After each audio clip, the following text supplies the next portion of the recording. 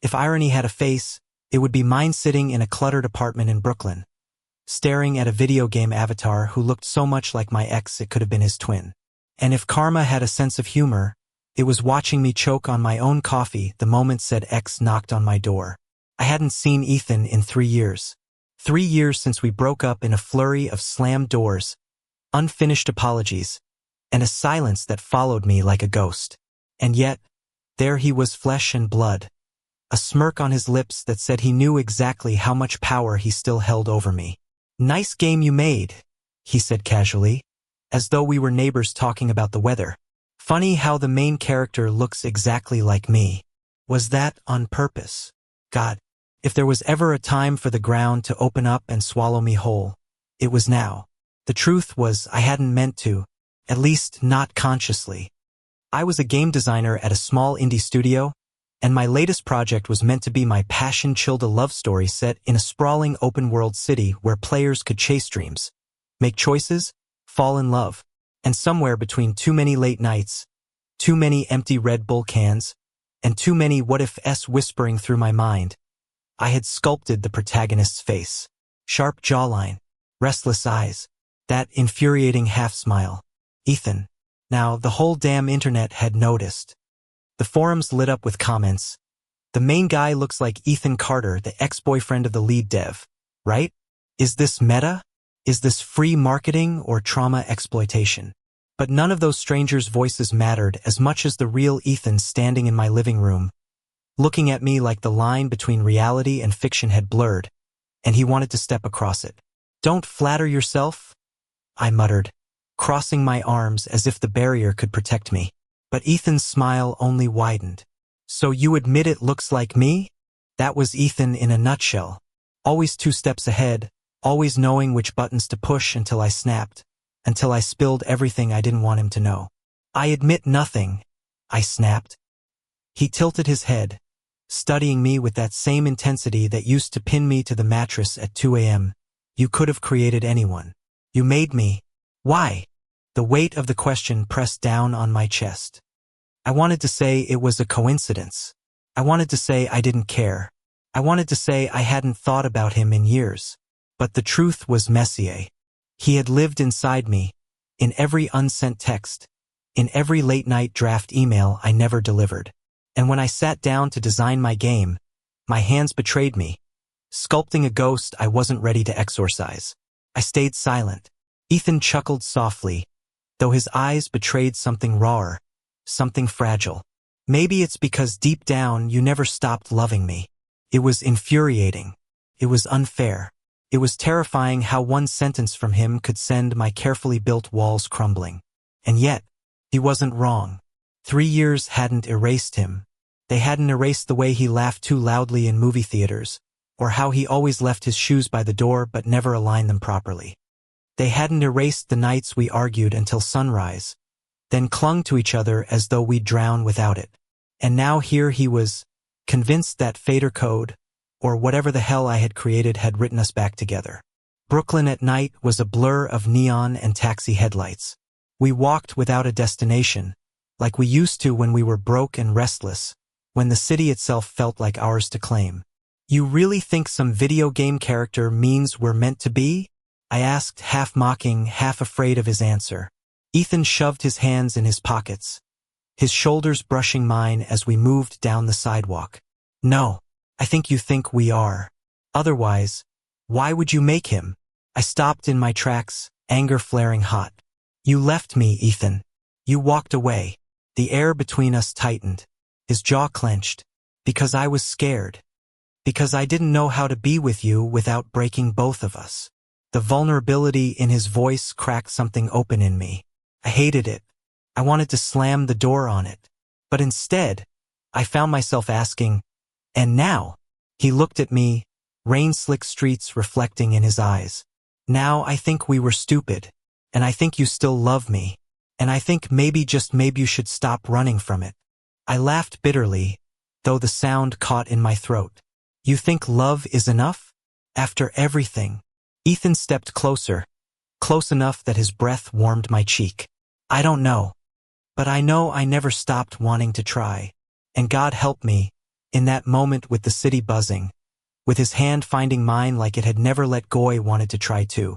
That night marked the beginning of something reckless and dangerous, the kind of second chance that could either mend us or burn us alive. And I wasn't sure which one I wanted more. Maybe it was the city lights. Maybe it was the way his hand felt, steady and familiar in mine, as though 3 years hadn't passed.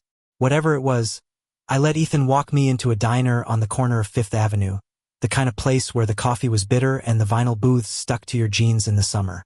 We slid into a booth, and for a moment it felt like old times. The clatter of plates, the buzz of the neon sign outside, the hum of low conversations around Use It was a soundtrack we'd known before everything fell apart. But this wasn't the past. This was the after. So, Ethan said, stirring sugar into his coffee, though I knew he hated it sweet. A nervous tick. What happens now? I frowned. What do you mean? I mean, he leaned forward, his dark eyes locking on mine. You dragged me back into your world. You made me your character. You can't expect me to walk away now. I laughed bitterly. Dragged you back? You showed up at my door, Ethan. I didn't ask for this. His mouth twitched, that half smile both infuriating and intoxicating. You didn't have to. You called me the moment you coated his face. There it was again, that collision of blame and truth I couldn't untangle. He wasn't wrong.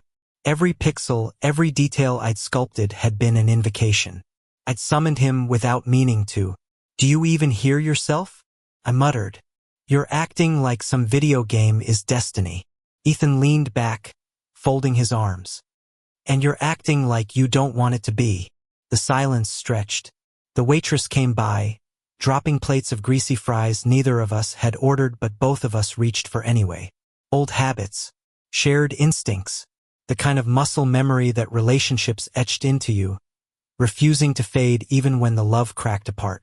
I hated how natural it felt, sitting there with him, how my chest ached at the way his hair fell into his eyes, how I wanted to reach across the table and push it back, just like I used to. Why are you really here, Ethan? I asked finally. Why now?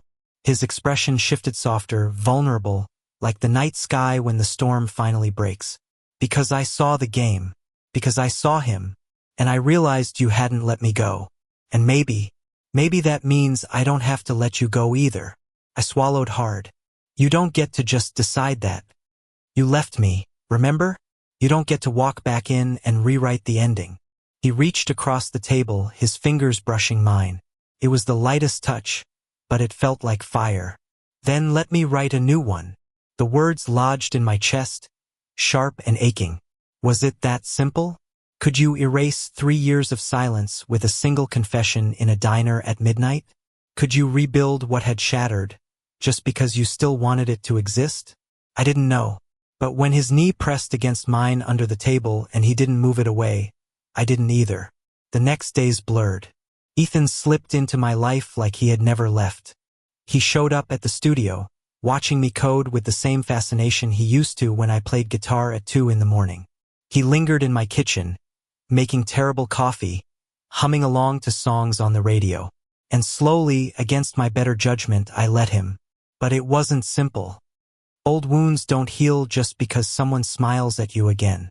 They fester, waiting for the right moment to bleed. One night, we walked along the East River, the city glittering like broken glass on the water.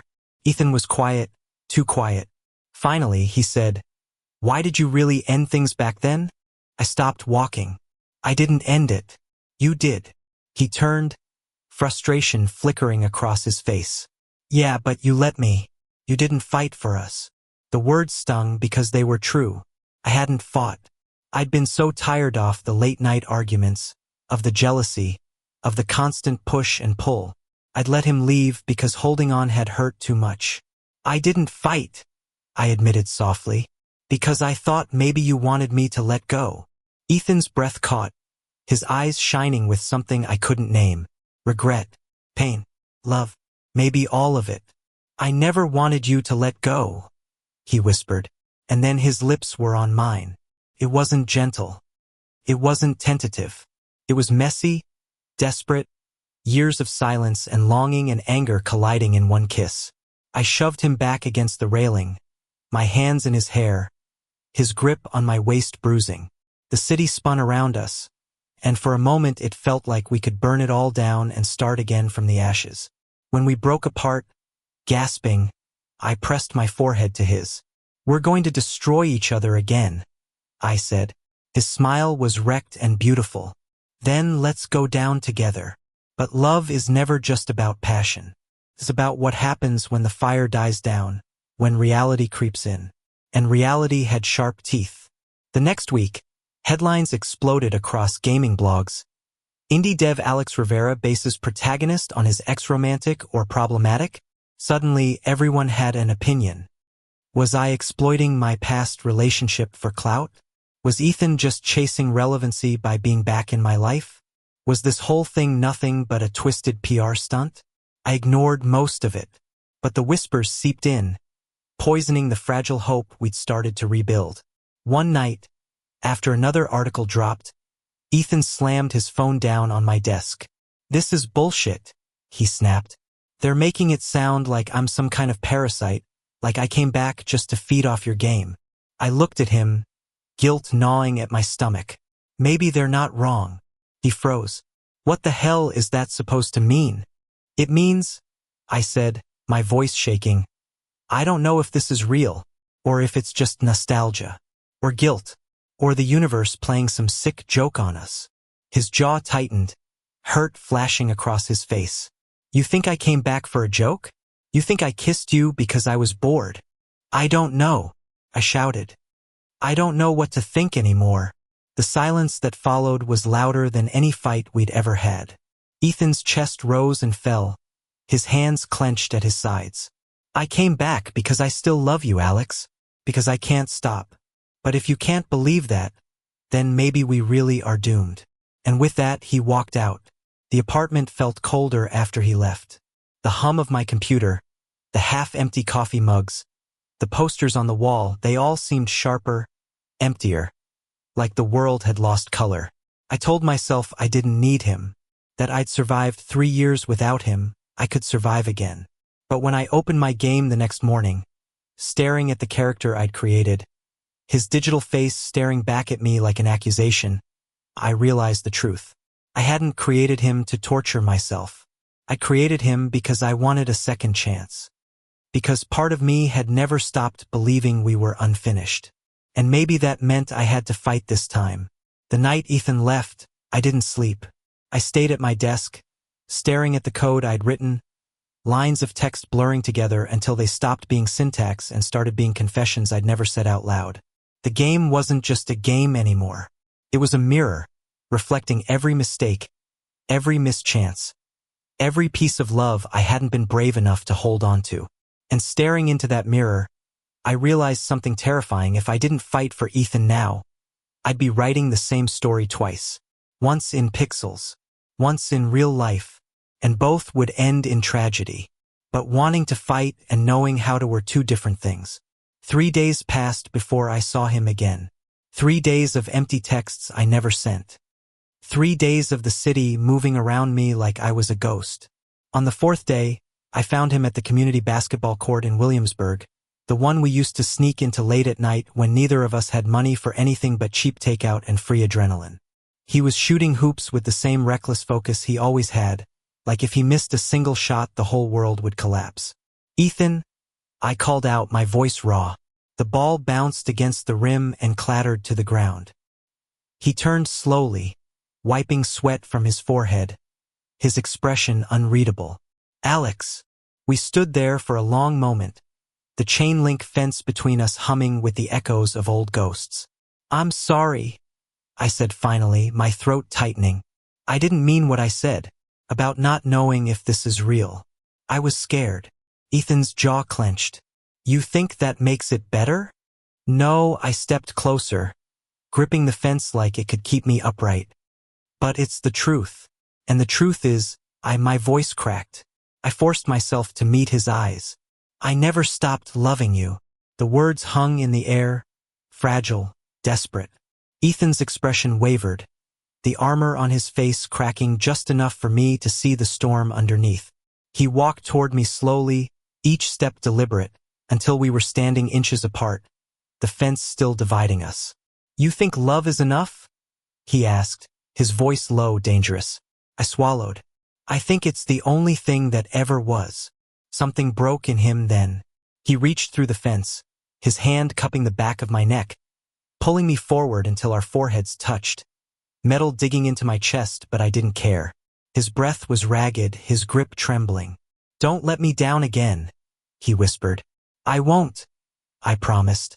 And for the first time in years, I meant it. But second chances aren't fairy tales. They're battles. The backlash online only grew louder. Articles painted me as manipulative, Ethan as naive. Our relationship became fodder for strangers, our love dissected in threads and comment sections by people who didn't know us, didn't care. One night, I opened Twitter and saw Ethan's name trending. My stomach dropped. The top post was a side-by-side photo. Ethan, smiling at my launch party years ago, and the in-game protagonist I designed. The caption read, "Creepy or romantic? You decide." The comments were brutal. Some called me obsessed. Others accused Ethan of being complicit, chasing attention. A few even speculated our relationship was fake. I wanted to throw my laptop across the room. Instead, I shut it and sat in the dark, hands shaking. When Ethan walked in later, tossing his keys onto the counter, I couldn't hold it in. "This is killing me," he frowned. "What is?" "All of it," I snapped. "The articles, the posts, the way people are talking about us like we're a storyline instead of people. I don't know if I can do this." Ethan froze, his face tightening. "You don't know if you can do this, sir, if you can do us?" The distinction gutted me. "I don't know," I whispered. That night, the fight tore us open. Ethan slammed the fridge door, his voice rising. "You think you're the only one being torn apart? They're dragging my name through the mud too. Alex, I walk into a bar and people whisper about how I'm just your muse, your ex-turned-pet project." My chest burned. "And isn't that what you are? You're only back because of the game." The words slipped out before I could stop them. Cruel, jagged, meant to wound. Ethan flinched like I'd struck him. His voice dropped, raw. "If you really believe that, then maybe I shouldn't be here at all." The silence after was worse than the yelling. He grabbed his jacket, his keys, and before I could find the courage to stop him, the door slammed shut behind him. I thought that was it. The end. Again. But endings don't come that easy when two people are tied together, no matter how messy the knot. The following week, the studio scheduled a showcase for my game. I didn't want to go. My stomach twisted at the thought of standing in front of cameras, of pretending everything was fine while the internet dissected my private life like a corpse on a table. But contracts are contracts. So I went. The venue was packed, journalists buzzing, lights too bright. I stood backstage, rehearsing lines that suddenly felt meaningless. My chest was tight, my palms slick. And then I saw him, Ethan, standing near the entrance, wearing the same damn leather jacket, his eyes fixed on me like I was the only person in the room. I almost buckled. The showcase began. I presented the demo, words tumbling from my mouth on autopilot. But when the character appeared on the screen, the one who looked like Ethan, the crowd murmured, flashes going off. And in that moment, I couldn't pretend anymore. "This character," I said, my voice shaking, "wasn't meant to be a marketing stunt. He wasn't created to exploit anyone. He was created because I was too much of a coward to admit what I felt in real life. Because I couldn't let go of someone who meant everything to me. And because some stories don't end just because you want them to." The room fell silent. My throat burned. I stared down at the mic, my heart pounding. And then I heard it, clapping, slow, deliberate, from the back of the room. Ethan. He walked forward, every step echoing in the silence, until he was standing at the edge of the stage. His gaze never left mine. "If you're done making games about us," he said, his voice steady, "maybe we can try living the story instead." The crowd erupted. Cameras flashed. Reporters shouted questions. But all I saw was him. And all I knew was that this time, I wasn't going to let him walk away. The applause from the showcase still echoed in my ears long after the crowd had dispersed. The reporters had swarmed, cameras had flashed, and social media was already exploding with clips of my confession. But none of it mattered. Because when the lights dimmed and the stage emptied, it was just me and Ethan standing in the shadows, staring at each other like no one else existed. "You really put your whole heart out there," he said softly, almost teasing, but his voice trembled with something deeper. I shrugged, my chest still tight. "I didn't know how else to tell you." For a long moment, neither of us moved. And then Ethan stepped closer, his hand finding mine, warm and steady. "Then let's stop hiding. No more games. No more running." I didn't answer with words. I kissed him instead. The weeks that followed weren't easy. Love never is, especially when it comes with baggage and battle scars. The media storm swirled on, but eventually, the noise dulled. People found new scandals, new stories to obsess over. And we learned to be us again. Some days were beautiful. Late-night walks under Brooklyn streetlights, cooking terrible pasta together in my tiny kitchen, Ethan humming while I typed at my desk. Other days were harder. Old insecurities flared. Trust wavered. We argued. We broke down. But this time we didn't walk away. Because this time I fought. And so did he. One night, months later, we sat on the fire escape of my apartment, the city humming below us. Ethan handed me a beer, the metal cold against my palm. "Remember when we used to dream about leaving this city?" he asked, smirking. "Running away to California, or Europe, or anywhere that wasn't here?" I laughed. "Yeah, we thought a different skyline would fix everything." He nudged my shoulder. "Turns out it wasn't the city that needed fixing. It was us." I turned to look at him, the neon glow catching in his hair, his smile soft and tired and perfect. "Do you think we're fixed now?" Ethan's hand slid into mine, fingers lacing. "I think we're learning, and that's enough." The game finally released. Against all odds, despite the drama, it was a success. Players flooded the forums with love for the story, for the characters, for the messy, complicated way it mirrored real life. Some called it the most honest romance they'd ever played. Others wrote about how it gave them hope for their own second chances. Reading those posts late at night, with Ethan asleep beside me, I realized something. I hadn't just written our story. I'd written a story for anyone who'd ever broken and dared to believe they could be whole again.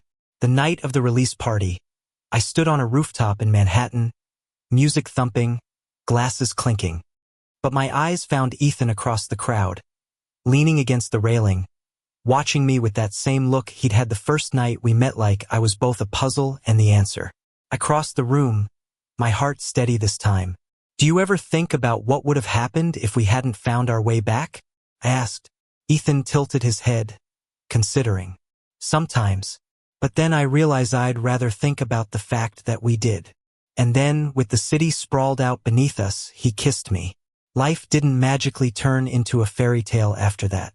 We still fought about little things, about who left the lights on, about who was hogging the blanket, about whether pineapple belonged on pizza. It didn't, no matter how much Ethan insisted. But every fight ended with laughter, with apologies, with the quiet certainty that neither of us was going anywhere. Because love wasn't about perfection. It was about staying even when it was hard. Especially then. Months later, one Sunday morning, I woke to sunlight spilling across the room. Ethan was still asleep, his arm draped over my waist, his breath warm against the back of my neck. For the first time in years, I felt calm. I reached for my phone, scrolling through messages, notifications. The game was still trending. People were still talking. But for once, I didn't feel like I was drowning in their voices. Because the only voice that mattered was the one that whispered against my shoulder when Ethan stirred and mumbled, half asleep, "I love you." I smiled, my chest swelling with something I'd almost forgotten how to feel, peace. "I love you too," I whispered back. And I knew, without doubt, that this time our story wasn't ending. It was just beginning. Thank you for listening. If you find it interesting, please like and subscribe to follow the next stories.